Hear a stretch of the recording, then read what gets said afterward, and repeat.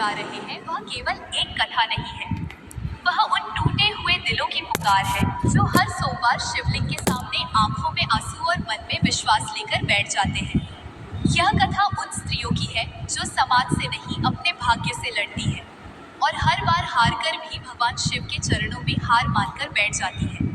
भक्तजनों, कहा जाता है कि भोलेनाथ बहुत भोले हैं, पर उनकी परीक्षा बहुत गहरी होती है।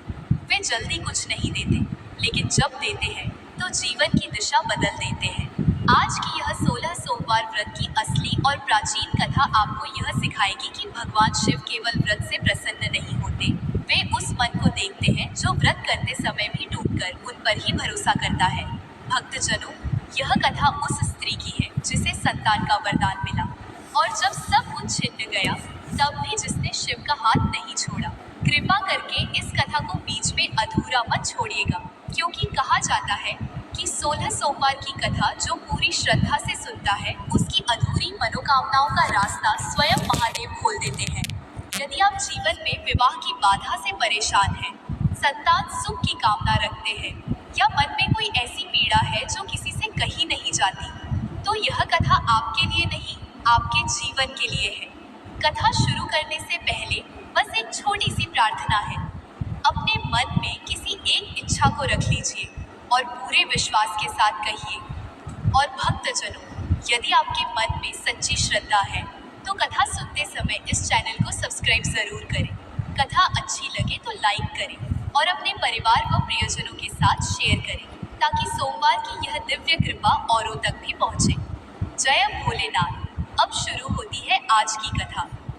बहुत समय पहले की बात है, एक पवित्र और शांत नगर था, जहाँ की गलियां सुबह सुबह शंख और घंटियों की मधुर ध्वनि से गूंज उठती थी। उसी नगर के एक कोने में एक छोटा सा कच्चा मकान था, जिसमें एक गरीब ब्राह्मण अपनी पत्नी के साथ रहता था। गरीबी इतनी थी कि कई बार घर में चूल्हा जल जाए, यही बड़ी बात होती थी। पर उस ब्राह्मण दंपत्ति के हृदय में कभी भी द्वेष नहीं आया। वे दोनों अत्यंत सरल, धर्मपरायण और सच्चे मन से ईश्वर को मानने वाले थे। ब्राह्मण प्रतिदिन प्रातः स्नान कर भगवान शिव का स्मरण करता, बेलपत्र और जल अर्पित करता और जो थोड़ा बहुत अन्न मिलता उसी में संतोष कर लेता। उसकी पत्नी भी पतिव्रता थी, घर के हर काम को ईश्वर की सेवा मानकर करती थी। पर इन सब के बावजूद उनके जीवन में एक ऐसा खालीपन था जो दिन बीतने के साथ और गहरा होता जा रहा था। उनके घर में संतान नहीं थी। यह पीड़ा ऐसी होती है जिसे वही समझ सकता है जिसने इसे सहा हो। जब पड़ोस के घरों में बच्चों की किलकारियां गूंजती, तब ब्राह्मण की पत्नी चुपचाप अपने आंचल से आंखें पोंछ लेती। त्योहारों पर जब अन्य स्त्रियां अपने बच्चों को सजा संवार कर मंदिर ले जाती, तब उसका हृदय भीतर ही भीतर टूट जाता। समय बीतता गया, समाज के ताने भी बढ़ने लगे। कोई कहता किस जन्म का पाप होगा, कोई कहता अब उम्र निकल गई, अब क्या होगा। पर उस ब्राह्मण दंपत्ति ने कभी भगवान से शिकायत नहीं की।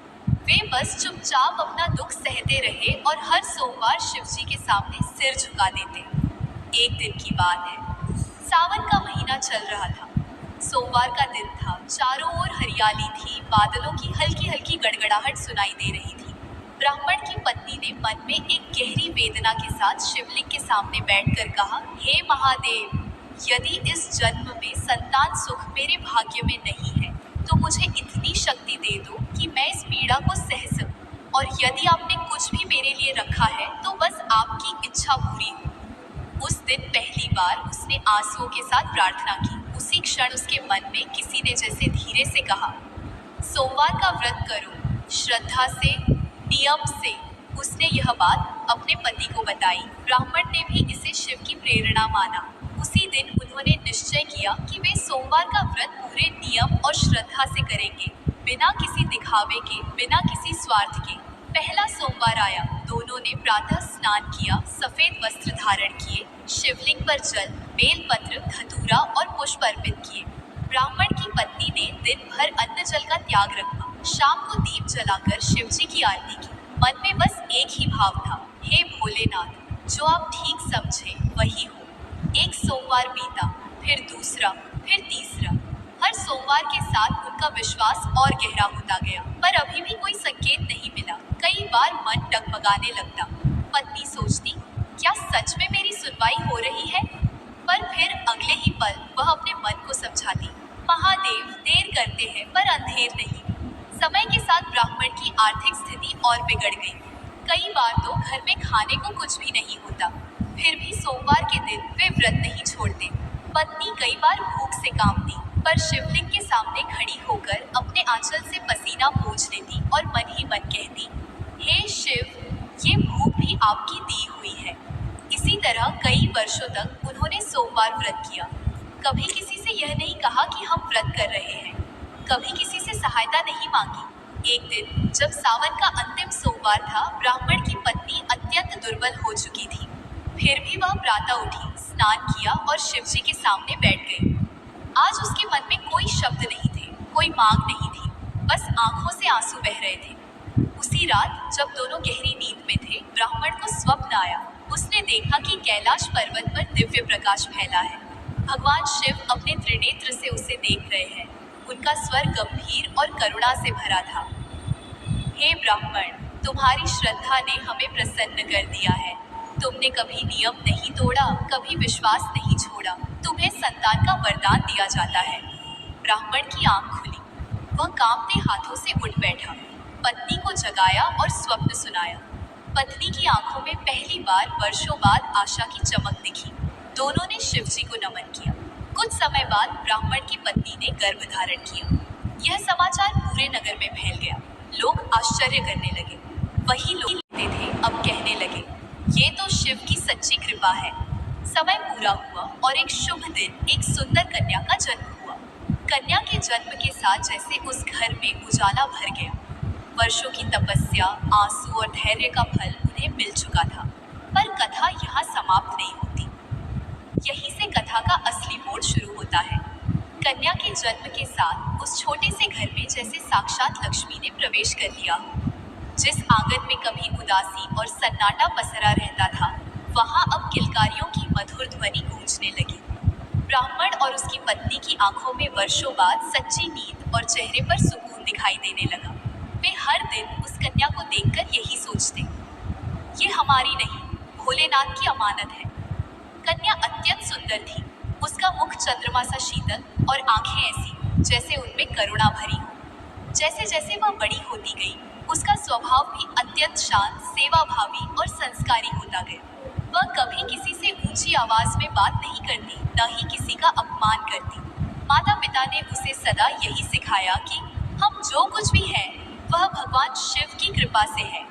समय बीतता गया। कन्या युवावस्था की ओर बढ़ने लगी। नगर में उसके गुणों की चर्चा होने लगी। लोग कहते, यह कन्या साधारण नहीं है, इसके संस्कार ही अलग है।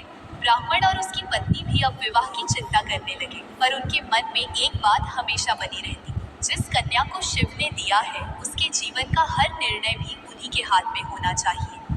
इसी बीच नगर के एक संपन्न परिवार से विवाह का प्रस्ताव आया। वह शिक्षित, संस्कारी और कुलीन था। ब्राह्मण दंपति ने शिवलिंग के सामने बैठकर प्रार्थना की, हे महादेव, यदि यह रिश्ता आपकी इच्छा से हो तो हमें संकेत दीजिए। संकेत भी मिला। विवाह सादगी से हुआ। कन्या विदा होकर ससुराल चली गई। माता पिता की आंखों में आंसू थे, पर मन में संतोष था कि उन्होंने शिव की दी हुई अमानत को पूरे सम्मान से विदा किया। ससुराल में कन्या ने अपने संस्कारों से सबका मन जीत लिया। वह सास ससुर की सेवा करती, पति का सम्मान करती और घर के हर काम को पूजा समझकर करती। पर एक बात उसने कभी नहीं छोड़ी, सोमवार का व्रत और शिव पूजन। हर सोमवार वह प्रातः उठकर स्नान करती, स्वच्छ वस्त्र पहनती, शिव जी का स्मरण करती। ससुराल में शुरू में लोग इसे देखकर कहते, इतनी कम उम्र में इतना नियम, पर धीरे धीरे सब उसके श्रद्धा भाव को समझने लगे।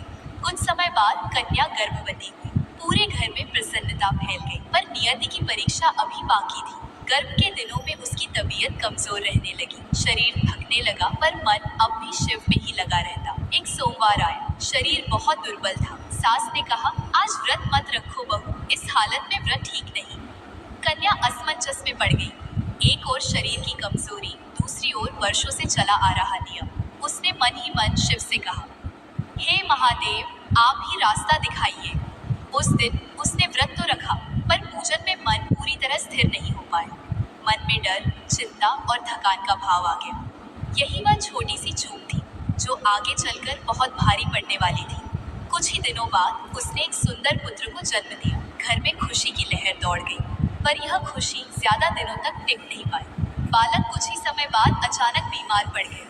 वैद्य बुलाए गए, दवाइयां दी गई, पर स्थिति बिगड़ती चली गई। एक रात वह मासूम बालक संसार से विदा हो गया। घर में कोहराम मच गया। जिस घर में अभी कुछ दिन पहले हंसी थी, वहां अब केवल विलाप था। कन्या का हृदय टूट गया। वह बार बार यही कहती, हे शिव, मैंने क्या अपराध किया? उसे याद आया वह सोमवार, वह मन की अस्थिरता।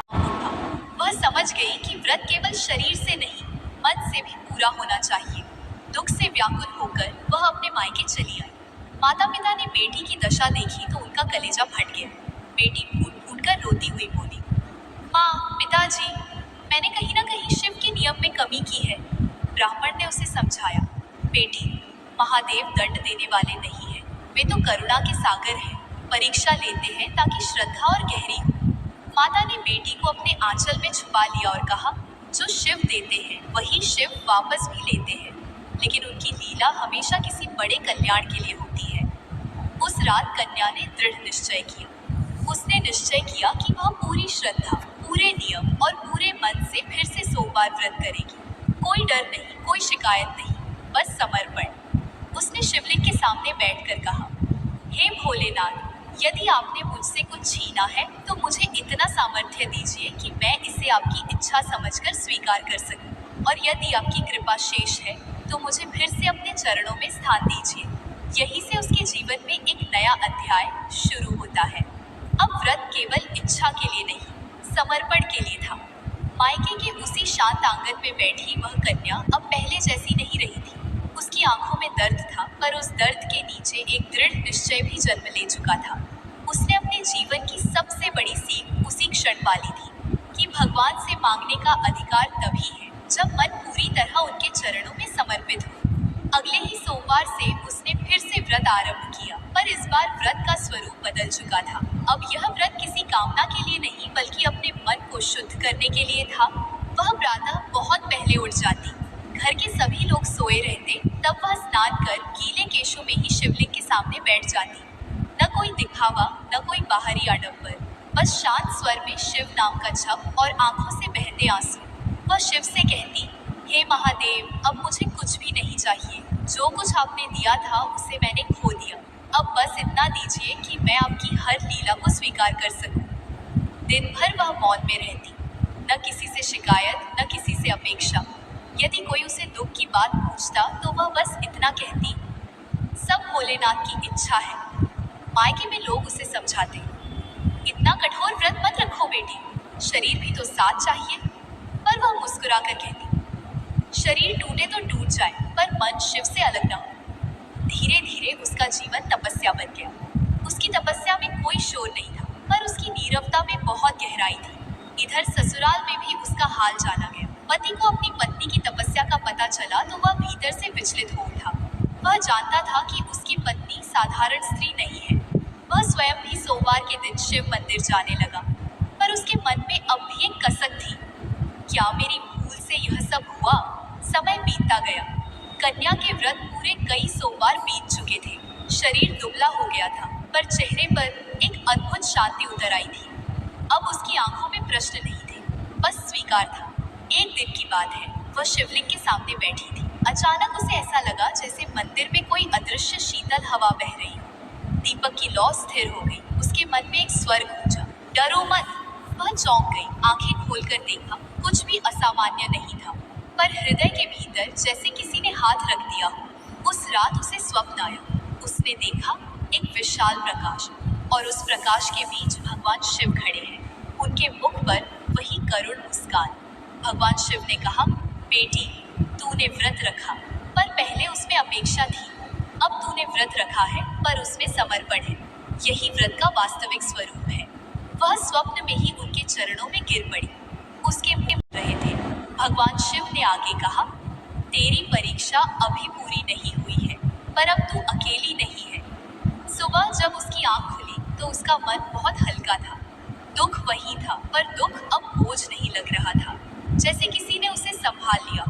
इधर ससुराल में अचानक परिस्थितियां बदलने लगी। तनाव बढ़ने लगा। उसे बार बार पत्नी की याद आती, उसकी शांति, उसका धैर्य। एक दिन वह स्वयं मायके पहुंचा। पत्नी को देखकर उसकी आंखें भर आई। उसने कहा, अब समझ में आया कि शिव की भक्ति क्या होती है। पत्नी ने कोई शिकायत नहीं की, बस इतना कहा, अगर हम दोनों का मन शिव में लग जाए तो बाकी सब अपने आप ठीक हो जाएगा। उस दिन से पति भी पत्नी के साथ सोमवार व्रत करने लगा। अब व्रत अकेले का नहीं, दो आत्माओं का हो गया।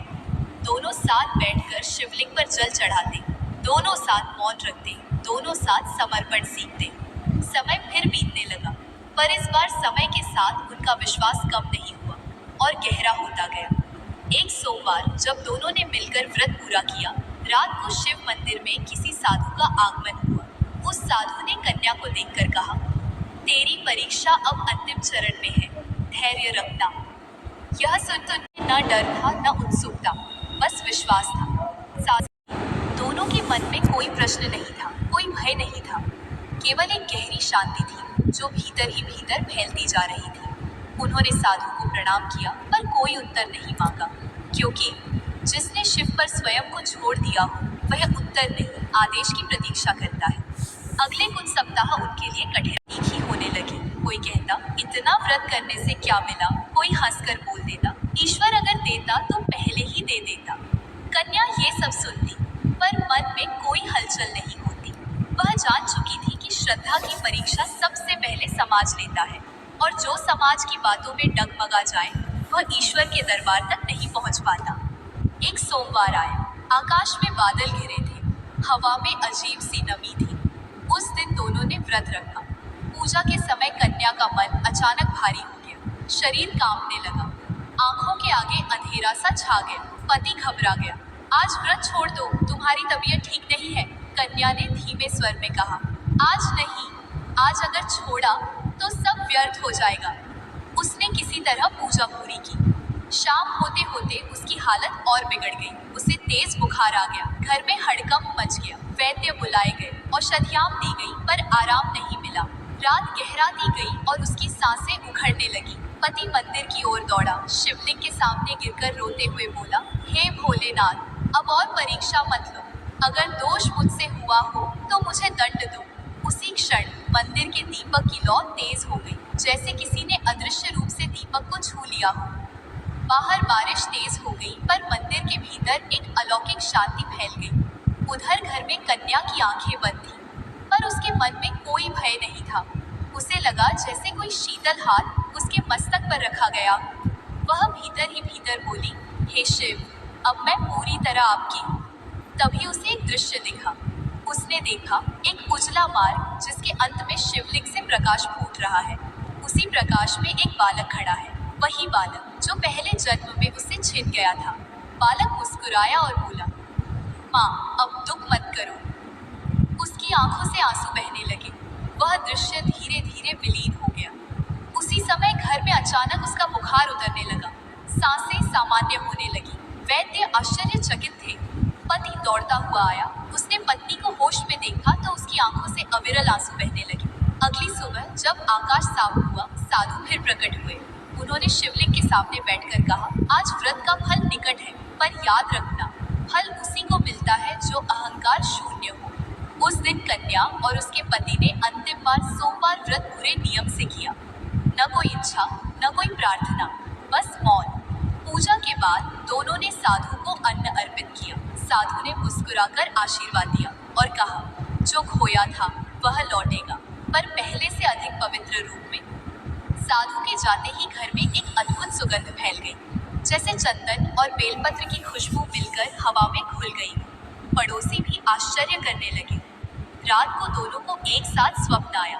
उन्होंने देखा कैलाश पर्वत पर भगवान शिव विराजमान है, उनके साथ पार्वती माता है। शिव ने करुण स्वर में कहा, तुम्हारी श्रद्धा पूर्ण हुई, तुम्हारा व्रत सिद्ध हुआ। पार्वती माता ने आशीर्वाद देते हुए कहा, जिसने नियम निभाया उसे हम खाली हाथ नहीं भेजते।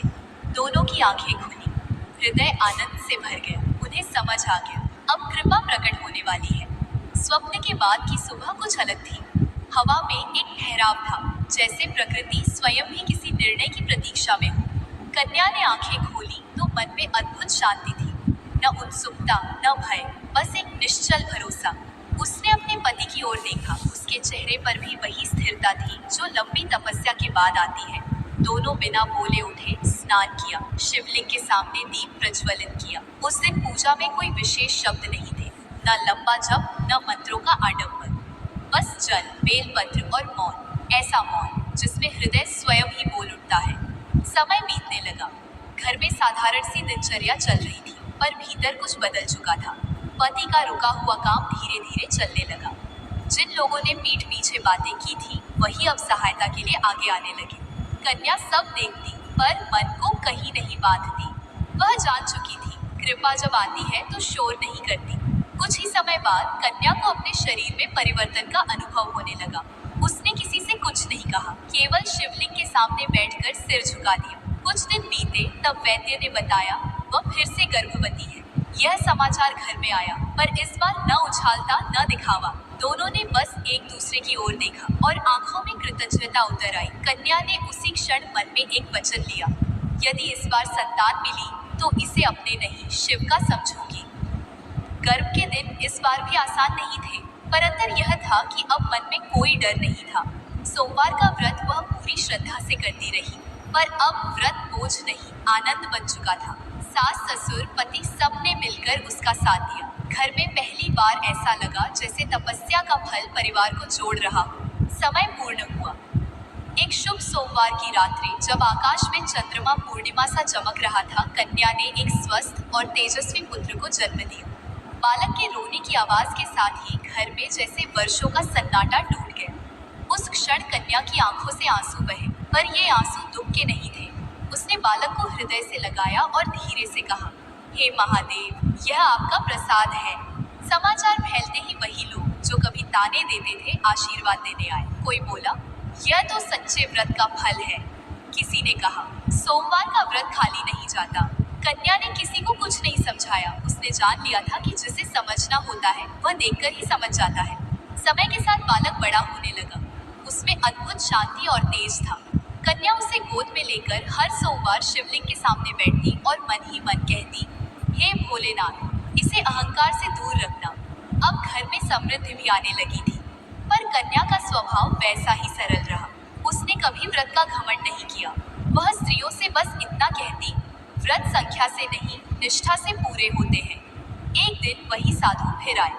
उन्होंने बालक को देखा, कन्या को देखा और मंद मुस्कान के साथ बोले, अब तुम्हारा व्रत सिद्ध हुआ, पर याद रखना, सिद्ध का अर्थ विश्राम नहीं, संतुलन है।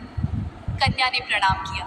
साधु आगे बोले, जो नियम से चला वह पाया, जो समर्पण से चला वह बचा रहा। साधु चले गए। घर में फिर वही साधारण जीवन, पर अब हर साधारण क्षण में कृतज्ञता थी। यही है 16 सोमवार व्रत की सिद्ध कथा, जहाँ फल मांगने से पहले मन को शुद्ध किया गया, जहाँ नियम से पहले श्रद्धा आई और जहाँ शिव ने देर की पर अन्याय नहीं किया। समय अपनी गति से आगे बढ़ता रहा। बालक बड़ा होने लगा, घर में सुख शांति स्थिर हो गई।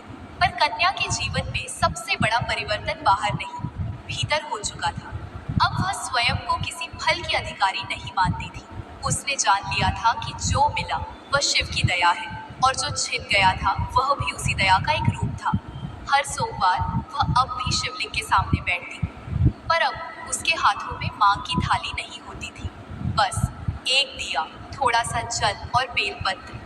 वह देर तक मौन में बैठी रहती, जैसे शिव की उपस्थिति को सुन रही हो। कभी कभी उसकी आंखों से आंसू बहते, पर वे आंसू प्रार्थना के नहीं, कृतज्ञता के होते। गांव की स्त्रियां उससे पूछने आती, बहन, 16 सोमवार का व्रत कैसे पूरा होता है? वह मुस्कुराकर कहती, व्रत गिनती से नहीं, भाव से पूरा होता है। अगर मन में अधीरता है तो 16 नहीं, 160 सोमवार भी कम पड़ जाते हैं, और अगर मन में समर्पण है तो एक सोमवार भी बहुत होता है। वह स्त्रियों को यह भी समझाती, व्रत शरीर से नहीं, मन से टूटता है, और शिव सबसे पहले मन को देखते हैं। धीरे धीरे यह कथा लोगों की जबान पर चढ़ने लगी। कोई इसे अपने जीवन से जोड़कर सुनाता, कोई इसे सुनकर सोमवार का व्रत शुरू करता। पर कन्या ने कभी यह नहीं कहा कि यह सब उसकी वजह से हुआ। वह हर बार बस इतना ही कहती, मैं कुछ नहीं हूँ, सब भोलेनाथ है।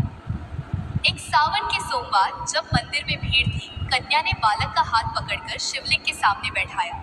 उसने बालक के कान में धीरे से कहा, बेटा, याद रखना, तुम किसी व्रत का फल नहीं हो, तुम श्रद्धा का उत्तर हो। बालक ने मासूम आंखों से शिवलिंग को देखा। उस क्षण कन्या के हृदय में एक अपूर्व शांति उतरी। उसे लगा जैसे उसका जीवन चक्र पूरा हो गया हो। उसने जो खोया था उससे बड़ा उसने पाया था, विश्वास। उस रात उसे फिर स्वप्न आया। भगवान शिव उसी करुण मुस्कान के साथ प्रकट हुए। उन्होंने कहा, जिसने मुझे पाने के लिए खुद को छोड़ा वह कभी खाली नहीं लौटा। सुबह आंख खुली तो कन्या ने दीपक जलाया और मन ही मन कहा, हे महादेव, अब जो भी है आपकी इच्छा है। यही है 16 सोमवार व्रत की असली कथा। यह कथा किसी चमत्कार की नहीं, धैर्य, नियम और समर्पण की है। यह कथा सिखाती है कि शिव देर करते हैं पर भूलते नहीं। व्रत मांगने का माध्यम नहीं, मन शुद्ध करने का मार्ग है, और जो स्त्री या पुरुष श्रद्धा से चलता है उसका जीवन स्वयं कथा बन जाता है। यही कारण है कि कहा जाता है, जो कोई भी 16 सोमवार का व्रत निष्ठा और नियम से करता है उसके जीवन में शिव की कृपा अदृश्य रूप से स्थिर हो जाती है। कथा समाप्त होती है पर शिव की कृपा कभी समाप्त नहीं होती। ओम नमः शिवाय। भक्तजनों, अब जब यह कथा अपने अंत पर पहुंची है तो संभव है आपके मन में कोई शब्द न बचे हो, बस एक भारी सा सुकून हो, क्योंकि यह कथा सिखाकर नहीं गई, समझाकर चली गई है। यह कथा हमें बताती है कि भगवान शिव हमारी आवाज नहीं सुनते, वे हमारी खामोशी सुनते हैं। वे हमारे आंसू नहीं देखते, वे उस विश्वास को देखते हैं जो आंसुओं के बीच भी उनका नाम जपता रहता है। भक्तजनों, अगर इस कथा को सुनते समय आपकी आंखें एक बार भी नम हुई हो तो समझ लीजिए महादेव ने आपकी उपस्थिति स्वीकार कर ली है, क्योंकि भोलेनाथ हर किसी को नहीं रुलाते, वे उसी को रुलाते हैं जिसे अपने और करीब लाना होता है। यदि आज आपके जीवन में कोई इच्छा अधूरी है, कोई पीड़ा ऐसी है जो वर्षों से मन में दबा रखी है, तो इस कथा के अंत में बस इतना कीजिए, आज का दिन महादेव के नाम छोड़ दीजिए। कोई वादा मत कीजिए, कोई शर्त मत रखिए, बस इतना कह दीजिए, हे भोलेनाथ, अब जो भी हो आपकी इच्छा से हो। यकीन मानिए भक्तजनों, जब इंसान यह कहना सीख जाता है तब भगवान उसे कभी खाली हाथ नहीं लौटाते। अब इस कथा को यही विराम देते हैं, पर शिव की कृपा यही समाप्त नहीं। आपके मन को थोड़ा सा भी छुआ हो तो इसे अपने घर परिवार तक जरूर पहुंचाइएगा, क्योंकि शिव की कथा वही जाती है जहां किसी का मन टूटकर भी विश्वास करना चाहता है। कमेंट में पूरे मन से लिखिए, जय भोलेनाथ, और भक्तजनों हमारे इस चैनल को जरूर सब्सक्राइब करें।